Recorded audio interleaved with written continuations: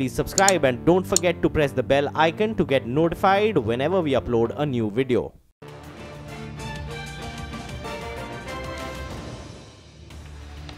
Well, straight to all of the action from Dalal Street. As always, a last hour rally saw the markets end at a 3-month high level, led by major gains in financials and energy stocks. The Nifty reclaimed 10,800 with gains of 90 points and the Sensex rallied about 300 points. The mid-caps underperformed benchmarks, closing with gains of 0.5%. Banks, of course, were the star performers. Today, the index rallied more than 1%. Now on to the top corporate story that we're tracking this evening. The board of Fortis Healthcare has finally announced the Munjal-Burman consortium as the preferred buyer. Now this wraps up a hotly conducted bidding war that saw binding offers from as many as 4 entities. The Munjal-Burman consortium has offered to invest a total of 1,800 crore rupees. This includes an upfront infusion of over 1,050 crore rupees. The remaining 750 crore rupees will be invested in the next 4 months. The consortium also plans to fund the deal by investing 800 crore rupees via a preferential issue at 167 rupees per share and another 1,000 crore rupees at 176 rupees per share. So as per this offer, the average valuation of shares comes at about 172 rupees per share, which is less than the offer that had been made by IHH that valued shares at 175 rupees per share. So while the board has backed the Munjal-Burman offer, 3 independent directors nominated by shareholders are still not in favor of the deal. And we learn from sources that IHH may approach shareholders to seek support for its offer. Here's Brian Tempest, Director of the Board of Directors of Fortis Healthcare, sharing details of the selection process and how the board zeroed in on the Munjal-Burman offer. Can you explain to us what won a Munjal-Burman bid over the Manipalti? Well, I don't intend to go through each individual bid and give the benefits of each one and versus some of the other ones. In fact, it proves it doesn't. We don't really need to get into those individual details. But in terms of the 4 that we looked at, certainly the Manipal deal was not one of the favourites. We looked at all the different binding bids from the point of view of certainty versus risk, and we looked at them from the point of view also of liquidity for the company. And as you know, we took the advice of an expert advisory committee that had got 2 eminent gentlemen that were on it, who were able to give us some good advice. We also took the advice from 2 financial organizations, and also we took advice from a legal organization as well. And when we took all those elements together and we evaluated the 4 binding bids that we reviewed, the one that had the majority support was the Dabur and Hero group. We believe that the shareholders will vote with us and support us all the way through. This is clearly in the interest of the company, all the people involved with the company, the employees, doctors, nurses, patients, and more importantly, from the shareholders' point of view, it is actually the best thing for the shareholders as well, because if the company starts to get better, its liquidity improves, its margins improve, its growth takes place, that is what the shareholders really want. That's how the shareholders' value gets built. We do hope that they will see merit in what our coming into Fortis's larger shareholders than we are today will bring, because we believe the entity will benefit, we believe the system will benefit, and we believe Fortis can get back to where it needs to be, being a leading healthcare provider. And our attempt would be to help build this into the finest system in Asia, and that should benefit everybody, especially the shareholders. Well, from one large deal to another, Flipkart is now in Walmart's cart. Earlier this week, Walmart and Flipkart had signed a definitive agreement wherein the US retail giant would acquire a 77% stake in the homegrown e-commerce major for $16 billion. Now, on the back of that deal, we reached out to Kishore Bayani, the founder of Future Group, to get a sense of how he was reading into Walmart's India entry. My colleague Lata Venkatesh spoke to him earlier today. She also asked him about whether or not they were in talks when any global retail giant for a tie-up, and here's a slice of that conversation. I think we have known Walmart for a long period of time. In fact, we have learned retail, reading about Walmart, meeting them, visiting their various centers. So I think one of the largest retailers in the world. I think we all admire what Walmart has built over a period of time. So, secondly, we have looked at all the new retailers in the world, and I think as a student of retail, we meet people all around the world and share notes about businesses and share our knowledges and our experiences. Well, you are sounding like you are not averse to such a deal, that you may strike a deal with them. I am sounding that somebody has to get more from us. We are not going to get anything from them except for money. Okay, but isn't money a good enough reason? It's better than disruptive competition. Yeah, but then a financial investor also works for us.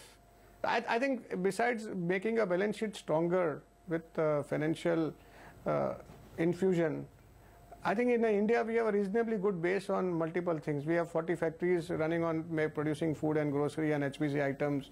We have one of the largest supply chain on clothing in the country. We have built a formidable business operating in 255 cities, 7,000 rural towns. So I think we have to offer what we have created on a huge consumer base. 500 million people walk into our stores every year. So I think there are they have something to gain from us rather than we to gain from them at this moment in our life. Actually, I was going to ask you, why not Jack Ma? In fact, there is a WhatsApp doing the rounds. Amazon with Shopper Stop, Walmart with Flipkart, and now Alibaba with Future Group. I mean, are you speaking to Alibaba at all? I think we are very excited with the way China is shaping up its own, what they call the new retail. In fact, one of my annual reports, I use the word new retail, not knowing that they have been using this word for a while.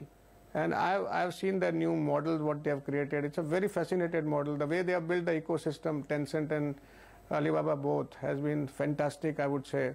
And we admire the way the AI is being used, predictive analytics being used, the new stores, Hema, which they have created. I think there is so much to learn from China in the news retail space than from the West at this moment. But that doesn't mean much. I think we are learning from them, and we believe there are capabilities which can be built on our own. We have also created a retail 3.0 strategy, built small stores. Customers can order on WhatsApp, they can order on voice, they can order on the web. We are making home deliveries.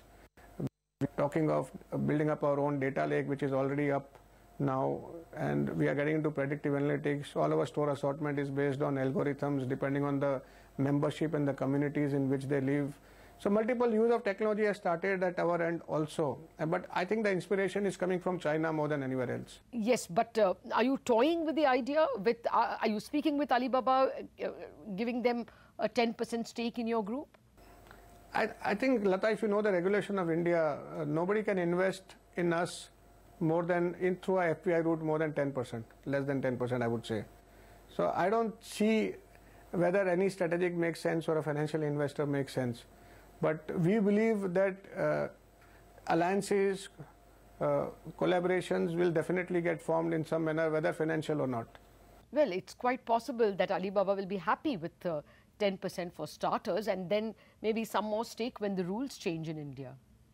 But why do we talk of hypothetical situations? I don't have a deal right now with me, and I don't want to talk about anything which is not in existence. Here's some news on the digital payment front. The ministerial panel tasked with submitting a report on the viability of incentivizing digital payments will meet in a short while from now. Remember, last week, the GST Council during its meeting had discussed giving a 2% cashback up to 100 rupees to consumers who make digital payments. Timsy Jaipuria joins us for more on this story. Timsy, there were concerns raised by some states on the issue. What is the latest on this development?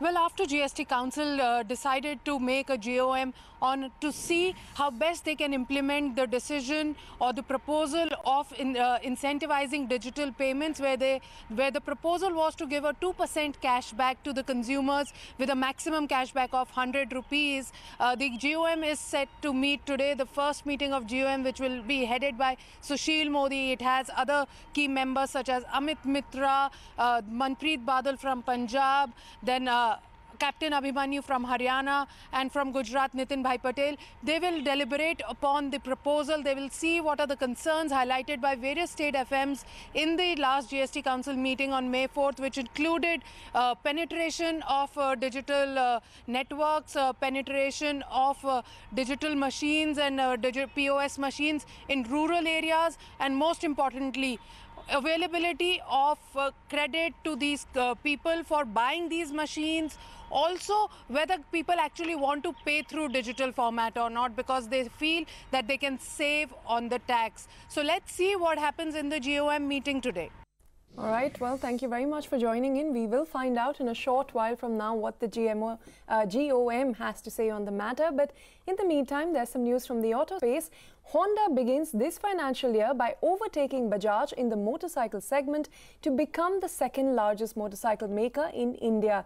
In fact, the company is also closing the gap with Hero MotoCorp in its bid for the pole position. Honda now has a market share of over 17% in the motorcycle segment. Utkarsh Chaturvedi, who tracks autos very closely, is here with the details. Utkarsh, Honda there going full throttle. Tell us now, how does it fare overall in the two-wheeler space? So first, speaking about the motorcycle segment, so in fact last year as well, Ritu, Honda ended up very close to Bajaj, but Bajaj ended the financial year being some less than 1% away from Honda. But they've started this year on a very positive note. So if you look at the market share of Honda motorcycles, is 17.27 in the motorcycle space, and Bajaj is 16.33. So less than 1% difference. Now Honda is ahead of Bajaj, and remember that Honda has more than 60% market share already in the scooter department. Now speaking of how the two-wheeler department is faring, if you look at the complete two-wheeler department, that they're also a positive news for Honda. They've started the year on a positive note. Only 2% gap between Hero and Honda. Hero MotoCorp is 34.61. Honda is 32.47. So clearly Honda closing in the gap there as well. Now we cannot really compare the numbers of April last year, because if you remember, the BS3, BS4 decisions, SC decision had come. That's why a lot of restocking had happened. That's why we're looking at the whole financial year. Obviously, it's very important for Honda to continue this kind of growth in the complete year. But what will be more challenging for Honda to really close in this 2% gap with Hero will be the capacity constraint. Remember that the capacity of Hero is more than 7 to 8 million at this point of time. But Honda only has a capacity of 6 million. They're trying to make it 6.1, 6.2, and they've not yet really announced any kind of capacity addition in their plants.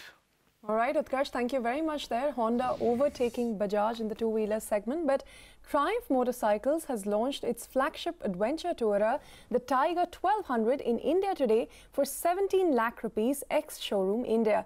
The bike will be brought into India as a completely built unit, or a CBU. Speaking to CNBC TV18's Arif Sherwani after the launch, Triumph India MD Vimal Sambli said that the company hasn't yet heard from the Finance Ministry on a letter automakers had sent asking for relief on the incremental tax introduced in the budget on completely knocked down units. He says the company is mulling bringing in units from Thailand, which has a free trade agreement with India, as opposed to assembling in India itself. Take a listen. I think the Make in India campaign, as we understood, was first step was you assemble the bikes in India, and when you become mass, probably try to manufacture in India, and over the period of time learn about the market in India. So we did the first step by assembling in India. So in the latest budget, again it got penalized by almost 5.5%. So now there is a glaring difference between if you bring a product as from FTA as a completely built unit, you pay 0% on it. But if you bring a product into it and start assembling in India, you pay 15.5%. Now just apply it into any industry size of a turnover, the amount of saving you will have by just trading a product is pretty large. I believe it is counterproductive for assembling or making India campaign. So is that a plan that is now actively on paper, where you might look to just get imported CBUs from Thailand via the FTA as opposed to assembling here? To be honest enough, it makes a lot of sense to do that because in our business is a niche business. We don't make much money because we are developing this industry in India. And now that such a differential exists, of course, at the back end we are working on it and we're seriously giving it a second thought. So what is the kind of timeline that you would look at? Now, for example, what is the bandwidth you've given yourself that if by this time we do not get some clarity on CKD taxes or in case there is no reduction, then we are going to make this move into bringing in CBUs via an FTA. What kind of deadline have you set so far? So if you honestly look at it, Arif, the work has already started in terms of seeing what are the benefits, what are pros and cons. I would ideally put 3 months to 6 months as a time frame to take that decision. And I don't believe we are the only one. I believe there will be many automobile manufacturers which will start thinking about the future products to use which route to get to India, because most of the automobile manufacturers in luxury and premium space which are operating in India have their plants in Thailand. Right. Now, if there's such a large differential which exists between building and bringing a product as a completely built unit and trading in India vis-a-vis assembling, which according to me provides some job opportunities, provides some experience to the people to assemble these products, improves the skill levels of the people to a differently new level, and gives an opportunity for people to be in India and experience. I think that's counterproductive by the way the differential today stands at. And I hope government looks at it the way they looked at TVs and refrigerators. I hope they will have a chance to look at two-wheels also. Voters in Karnataka are set to exercise their franchise across 223 constituencies tomorrow. It's a three-way battle in the state. CM Siddaramaiah-led Congress is fighting to retain the state, and B.S. Yediyurappa is leading the charge to ensure BJP's return to power. Janata Dal Secular is the third key contender in Karnataka, and political pundits have been saying that it may well emerge as the kingmaker in case of a hung assembly. Rukmini Rao joins us with the latest from Bengaluru. Rukmini, we're hours away from voting there now. How is the mood on the ground? Well, after close to 2.5 months of intense campaigning of various parties that we have seen, tomorrow is a big day where close to 4.96 crore voters of the state will decide the fate of these political parties and also decide who will be forming the next government here in Karnataka. Close to 2,600 candidates are contesting for 223 assembly seats here, and the Election Commission has gone on to say that all the necessary arrangements have been made to ensure a violence-free and fair elections here in the state. Close to 56,000 polling stations have been, in fact, set up across the state with 3.5 lakh personnel manning these polling booths. They have also ensured close to 70,000 VVPAT machines that have been made available throughout. Interestingly, 450 all-women manned polling booths have also been introduced for the very first time here in Karnataka, and of course all the men also can go and vote in these polling booths.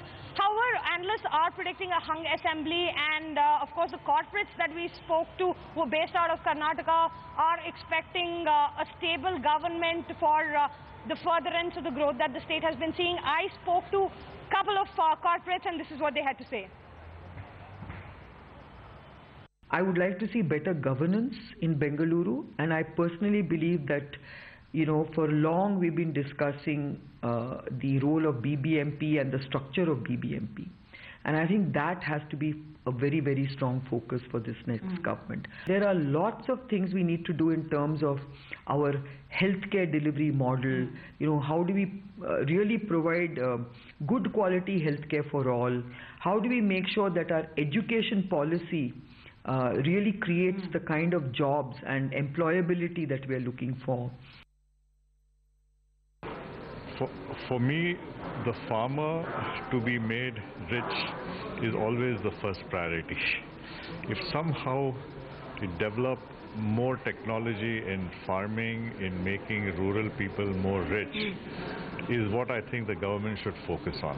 Industry like us can take care of ourselves. We should be left with an open hand, the regulation only on environment, but government effort, maximum government effort on the rural and the poor people for inclusive growth. Inclusive growth is most important. Right, we have some news for you flashing on the screen right now. The Supreme Court Collegium has formed a consensus on reiterating Justice K.M. Joseph's name for elevation to the Supreme Court. Ashmit Kumar joins in with the latest on this. Ashmit, what are you picking up? A consensus has been formed. Well, that's what we understand. This was a heated subject of debate within the collegium itself, and what we understand is that there was already a meeting that had taken place last week, but at the last meeting, no consensus had been formed. That was the takeaway from the last meeting. As far as this meeting is concerned, this meeting came on the back of a letter that Justice Chalameshwar had written, whereby he had again insisted that the cherry picking by the government should not be tolerated, and that the name should be reiterated, should be sent back to the government for elevation to the Apex Court. With that in mind, the five top judges of the Apex Court met today, and they have formed a consensus that that Justice K.M. Joseph's name is indeed one that they will be sending back to the government. But having said so, important to keep in mind a small caveat. While a consensus has been formed, the name as of today has not been reiterated. What the consensus is that the name of Justice K.M. Joseph will be sent along with other judges that need to be elevated to the Apex Court. And given that the latter, which is other judges whose names shall be sent, requires consideration, we understand that the collegium shall be meeting once again on May 16th, and it is at that date that one expects for the collegium to form an understanding on the other names that need to be sent, and one expects that on that day we can find Justice K.M. Joseph's name being reiterated, the file being sent back to the government. But the big takeaway, of course, is that within the five judges of the Apex Court, which includes, number one, the Chief Justice, Justice Mishra himself, as well as the four dissenting judges, all five of them have managed to come at a consensus that this is a decision that the collegium, that the Apex Court needs to take, that the Supreme Court will be sending back Justice K.M. Joseph's name back to the government for elevation. The reason that Justice K.M. Joseph's name is a sticky matter is because keep in mind that in 2016, Justice K.M. Joseph was the one who had quashed the imposition of the President's rule in the state of Uttarakhand, and the President's rule that had been imposed by the BJP-led government. So that appears to be the reason why this is a sticky name. Justice K.M. Joseph's candidature is a sticky issue, but nonetheless, the Apex Court making its position clear that as of today, consensus amongst the top five judges of the Supreme Court that Justice K.M. Joseph's name shall be sent back for reiterating back to the government. And with that in mind, another aspect that needs to be kept in mind is that convention has it, the law of the land has it, that once the name is reiterated by the Apex Court, importantly, the government shall be bound by it.